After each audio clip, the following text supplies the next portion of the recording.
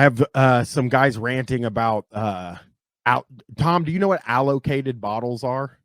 Oh yeah. Yeah. So Chris, there's this thing where like once a bourbon becomes more rare, the state allocates bottles to certain liquor stores, and they're on this thing. So you're looking, these guys are all like on the hunt for allocated bottles. So they'll go sit, they'll find out which liquor store has been allocated these bottles, and then they'll get lawn chairs and they'll sit outside, wait for the liquor store to open. That must make it harder for them to tell themselves that they are not alcoholics when they are literally camping outside of a liquor store. You're like a liquor hype beast. That is really, I mean, that's not that it makes sense in the context of everything I've just learned, that would make sense, that they would go and do that. Now, if I was a bourbon guy, I would probably go do that as well. I kind of like that kind of thing.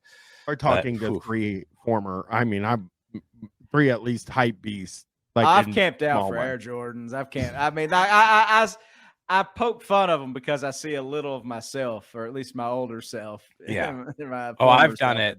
I've done it for sure as well. I bought some shit stuff. Yeah.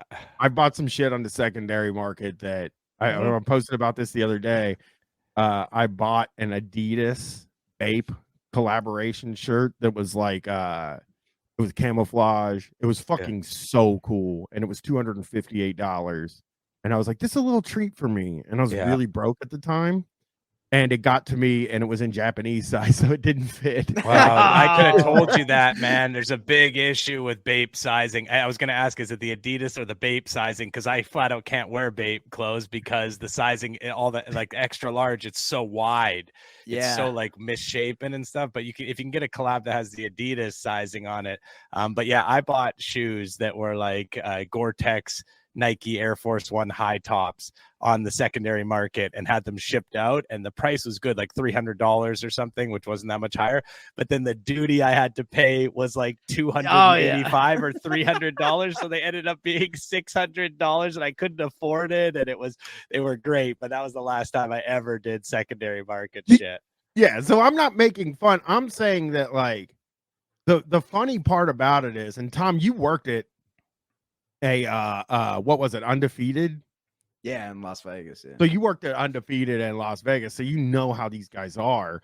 But the people that do camp out, they don't trust anybody that works in the store. And well, the funny thing is that when you're talking about the allocated bottles, a friend of mine, and I won't say their name because I don't want to knock the hustle, but a friend of mine messaged me yesterday and it was like, yeah, my sister manages this, like one of the biggest, liquor store chains. It's like, and all those allocated bottles are out the door before like they even put them on the shelves because people have a friend. Or she's like, yeah, we've been hustling these guys for years with the allocated bottle. And they're mad about it. Like, if you go to the bourbon Reddit and you look for it, like it's basically just people mad that they think they're being hustled for the allocated bottles, which in the end, like we said earlier, a Van Winkle, I think is $60, but on the secondary market's a few thousand to a few hundred, several hundred. Yeah. What do y'all think? Like, I mean, not to belabor the point, because I know we're getting off here, but what do you think accounts for that? Like, what is it about us, like wanting our various Johns and these guys wanting their various wares too, that makes you just want something that nobody else can easily get? I don't know. I think. Oh, sorry. Go ahead, Brian. I want to say, what sucked about a lot of the hype beast stuff was like I'd go out and I'd buy like Palace stuff and like some of the other kind of brands that nobody, Kith and stuff like that nobody even fucking knew about. And I remember wearing the shirts and being like, God, it would be so cool if somebody was like, man, I like that Palace shirt. And it would happen once every few months. But it was like, I don't know. I'll say this.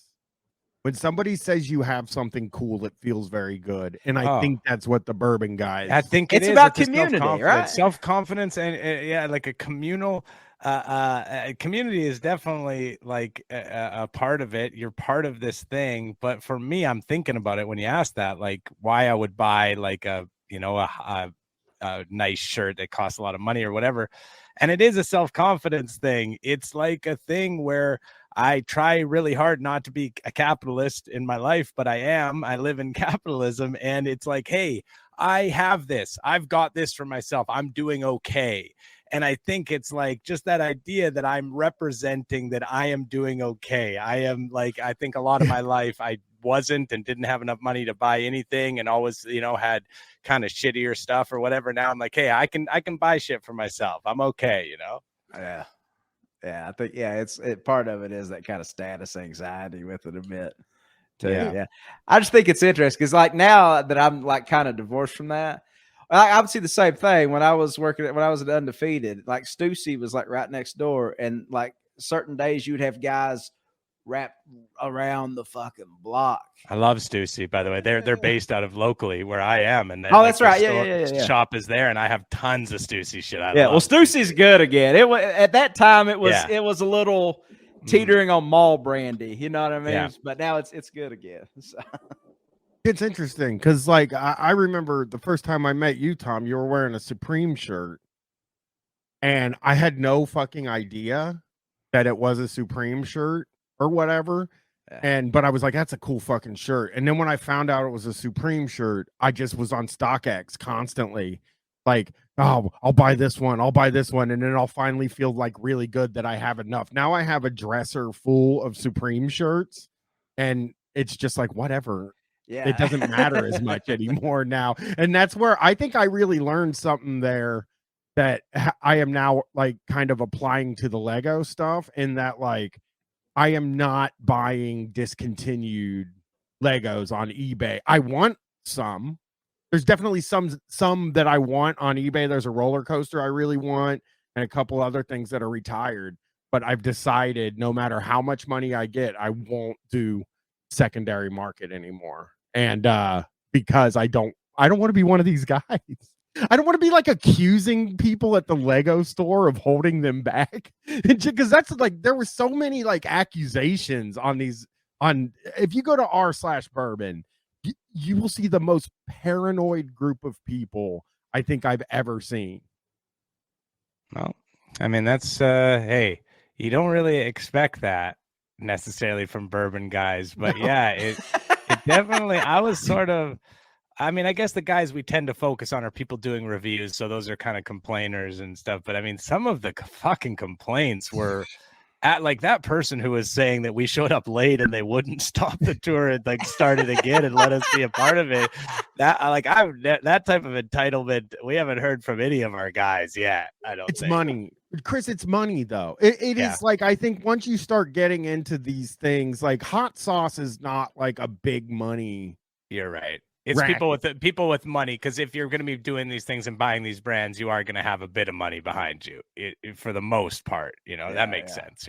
Yeah. And it's just people that probably have been catered to their whole fucking life. Mm-hmm. And now are like, I mean, I was celebrating my big boy birthday and they wouldn't let me drink the whiskey or whatever. Oh yeah, I forgot it was his big boy birthday as well. People, they don't really take into consideration people are celebrating life events. No, nor should they. Nor should they, sir. Should not care.